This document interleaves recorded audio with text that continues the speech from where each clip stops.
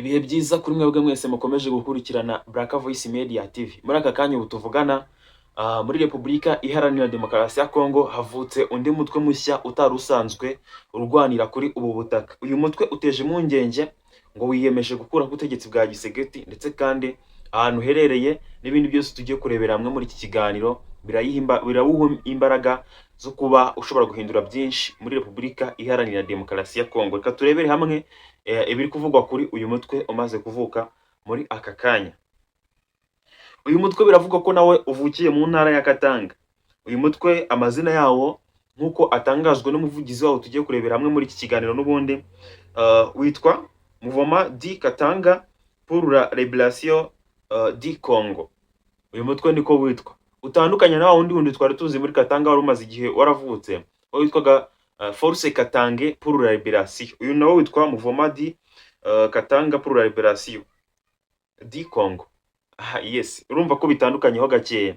Ni kuvuga ngo iyi mitwe yombi iherereye mu ntara ya Katanga, ariko Katanga ni nini. Urebye igice wavukiyemo, icyo uri gutangaza gitandukanye n'uwo wa mutwe wundi nawo w'abanyekatanga nawo utuyemo, bitandukanye, harimo intera nini cyane, ariko mu bisa naho ibyo barwanira bijya gusa, bisa naho hari n'indi mikoranire ishobora kuvuka nyuma, cyangwa se ikaba yaranavutse mu buryo bumwe cyangwa se ubundi. Intego y'uyu mutwe biri kuvugwa, ariko mbere gato reka maze mabwire umuvugizi w'uyu mutwe ni Colonel Nguyi Kamwimba. Uyu niwe mu colonel cyangwa se niwe muvugizi w'uyu mutwe, akandi kazina akunze kwitwa Tigre. Uyu mugabo ipeti rya colonel bivuga ko yarikuye muri FRDC. Yiyomoye kuri FRDC aravuga ngo reka ntahe ije kubohora abanyekatanga bene wacu. Yamaze kumva ko wa mutwe wundi wari waravutse, ariko araza yifatanya n'abandi, asanga agace we avukiramo harimo intera ndende, aza kwifatanya n'abandi. Ubu tuvugana batangije undi mutwe ushobora guhindura byinshi ku butegetsi bwa Gisegeti. Mbibutse ko wa wundi n'ubundi utangizwa n'izina Force Katange. Uyu nguyu noneho witwa Mouvement di Katange, ariko ibindi bikurikiraho inyuma byose birasa. Bisa naho iyi mitwe yombi ifitanye isano ya hafi, nicyo yenda ngira ngo musobanurire. Uyu mugabo rero nawe yatangaje ko uyu mutwe watangira ibikorwa byayo n'ubundi mu ntara ya Katanga muri territoire ya Mitwaba. Ahangaha by'umwihariko banatangaje ko bamaze kwigarurira ibice bimwe na bimwe, aho bakuyemo ibirindiro bya FRDC bayirashirahunga itazi ngo turi kuraswa nande, kubera ko aho ntago hari hasanzwe imirwano cyangwa se amasasu. Yatangaje ko ibice rero FRDC yamaze kuba yahunga barashigahunga, ni mu bice bya muri axe ya Rusinga ndetse na axe ya Ngonga. Kuko ngo bateye mu byerekezo bibiri icyarimwe, bahita barasa FRDC itivamo irahunga. Uyu mutwe yatangaje ko nubwo warashe uyu munsi aribwo wirukanye FRDC, ariko byanyabyo ngo washinzwe ejo bundi mu minsi mike cyane ishize ku itariki 21 z'ukwezi kwa gatandatu 2026. Niko yatangaje umuvugizi wayo. Nukuvuga ngo icyabanje ni ibikorwa, babanje bararasa, nyuma bahita basohora itangazo bagira icyo batangaza ku cyatumye barasa cyangwa se cyatumye begura intwaro. Uyu mutwe kandi watangaje ko ufite base militaire cyangwa se ibirindiro bikuru, cyangwa se ishingiro ryabyo, aho basa naho bahagurukiye bajya kurasa.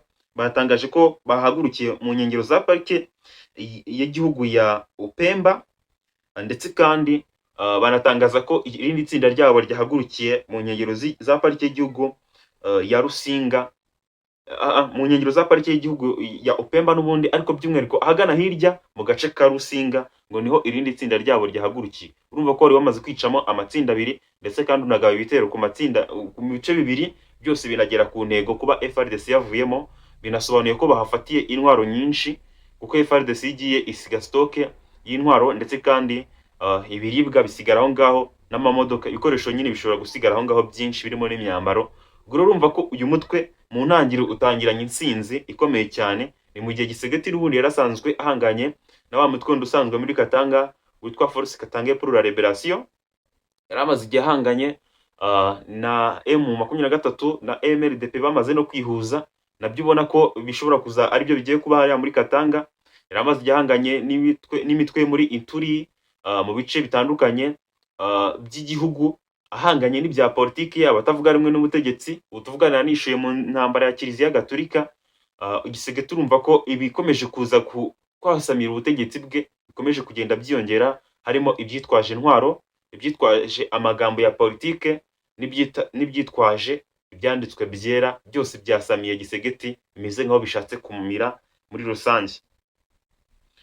Ubu tuvugana rero bari kuvuga ko bari kurwanya ihohoterwa rikorerwa bamwe mu baturage bakomoka muri Katanga bakagisha se bagahohoterwa, no mu gisirikare cya FARDC ngo barahohoterwa, ndetse kandi ngo n'aba-FARDC bari bafite ibirindiro mu bice byabo, bivugwa ko ngo bahohoteraga abaturage baho, ndetse kandi uyu mugabo w'umuvugizi we ku giti cye yanatangaje ko Koloneli Nguyi Kamuyimba Tigre yatangaje ko we ku giti cye nyuma y'uko yavuye muri FARDC n'abandi bamwe bavanye muri FARDC atatangaje umubare wabo, ngo bageze muri quartier bagatoza insoresore, bakazitoreza mu ishyamba rya parike y'igihugu n'ubundi ya Opemba, hanyuma bikaza kurangira bafashe intwaro bakaza kurasa leta ya Kongo. Ubwo rero ngo bari kurwanya ko abaturage, bari kurinda ko abaturage barengana. Ibi bihuye cyane n'ibyo M23 irwanira, n'ibyo MLDP irwanira, n'ibyo Force Katanga pour la Liberation irwanira, n'ibyo bihuye cyane nanone n'ibyo Thomas Rubanga muri Ituri arwanira. Ubwo rero urumva ko aba bombi bashobora kuba bazihuza bagakora ikintu kinini gishobora gushyira hasi Gisegeti, uko byagenda kose ashobora kutazasimbuka. Mbibutse ko kandi na Kiliziya Gatolika ibari inyuma. Si ibyo gusa kandi basabye, nyuma yuko basabye abaturage ko batagira ubwoba, ahubwo ngo bagashyigikira bakanasengera uyu mutwe. Banasabye ingabo za FARDC zumva neza impamvu uyu mutwe urwanira, ubwo by'umwihariko biba bireba nk'abandi bari muri FARDC bafite inkomoko muri Katanga, cyangwa se bazi neza ko FARDC bangamira abashiki babo n'abagore babo. Basabye ko abumva neza impamvu z'uyu mutwe baza kubiyungaho, kandi batangaje ko baza kubakira nyuma yo kubakorera igenzura runaka, bakaza kubaha uburenganzira bwo gukorana n'uyu mutwe mu buryo bweruye cyangwa se busesuye. Ikindi mu mpine uyu mutwe watangaje ko witwa MDKC. Yes, MDKC mu magambo y'impine, kugira ngo byorohere buri wese kuba yagira ute yabasha kuvuga byoroshye mu buryo bukomeye cyane. Ubwo rero mu kindi kiganiro tugiye kuba turebera hamwe n'izindi ngingo zigezweho. Uyu munsi niyemeje kubagezaho buri ngingo ukwayo nkayisobanura mu buryo burambuye, ariko nanone bidatwaye umwanya munini cyane. Hanyuma mu kanya kandi gakurikiyeho gatoya cyane, ndumva nta mwanya munini uri wicamo, ndajya mpita nkugezaho ikindi kiganiro kiba kijyanye n'ingingo yindi ibigezweho muri ako kanya.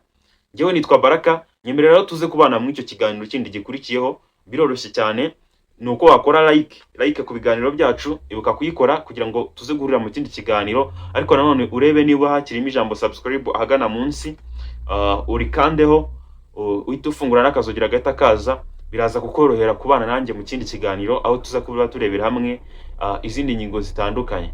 Ugira amahoro y'Imana.